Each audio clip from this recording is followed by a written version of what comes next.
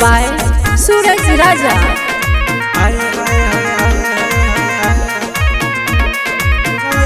पटावे में तू बड़ो खरा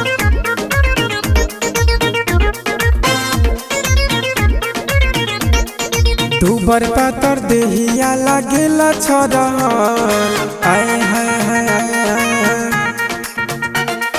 तू बर पातर देहिया लागेला छरहर लइका पटावे में तू बड़ो फरहर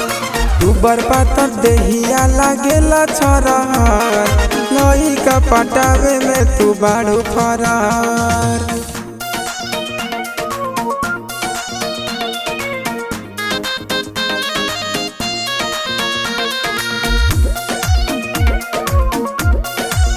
ऊपर पातर देहिया लागेला छरहर चढ़ली जवानी अंग अंग गदराइल बा हे रानी जान मारे जोबन के गोलाई हा जोबन के गोलाई हा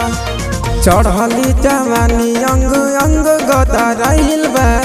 हे रानी जान मारे जोबन के गोलाई हा भइल बाटे जोबना नींबू से कटहर आए हाय हाय हाय हाय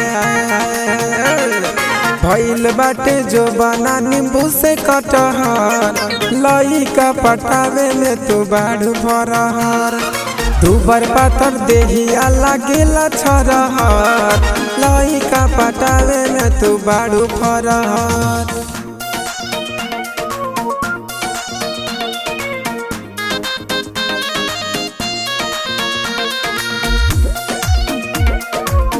ऊपर पातर देहिया लागेला छरहर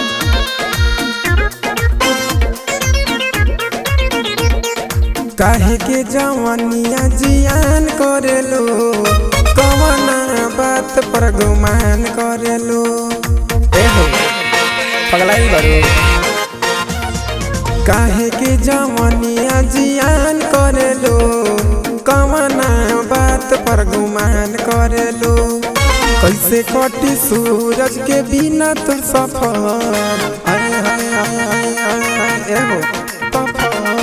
कैसे कटी छोटू के बिना तुर सफर लइका पटावे में तू बाड़ू फरहर तू बर पातर देहिया लागेला छरहर लइका पटावे में तू बाड़ू फरहर। Bholenath recording studio Patna.